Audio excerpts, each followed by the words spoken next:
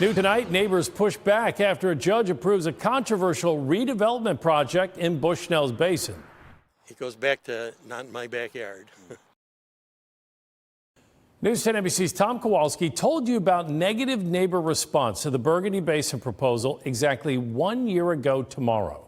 New tonight, we've learned a state judge told the town of Perinton to give the developers a special permit, leaving many neighbors frustrated. This right here is the long-abandoned Burgundy Basin in Perinton. For years now, developers have been trying to turn it into apartments and townhomes, but last year the Town of Perinton Town Board shot that plan down. Now, a state judge has said that the town must allow that redevelopment to go through, much to the disapproval of the town itself and some neighbors. I said, oh, damn.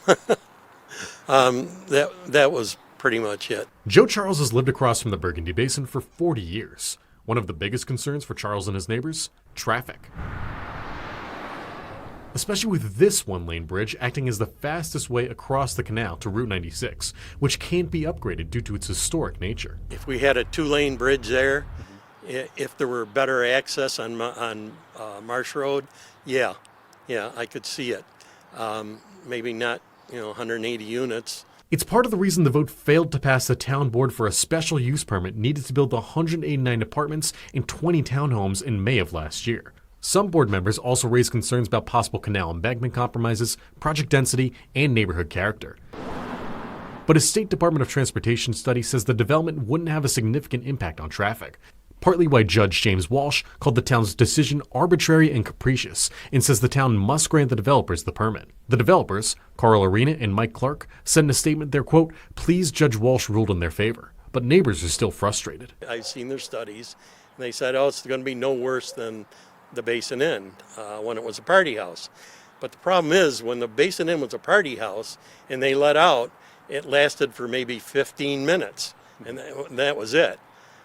The traffic here is going to be all day long. I spoke with 7 other neighbors in the area who didn't want to speak on camera.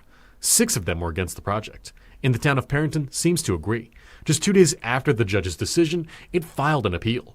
Town Supervisor Jen Town said in a statement the town is reviewing the decision and looking to, quote, move forward in the community's best interest. I don't mind change, and I don't mind it being developed, but not to the tune of 180 or 140 units. We'll let you know if and when that redevelopment actually happens. From the Burgundy Basin in Perinton, Tom Kowalski, News 10 NBC.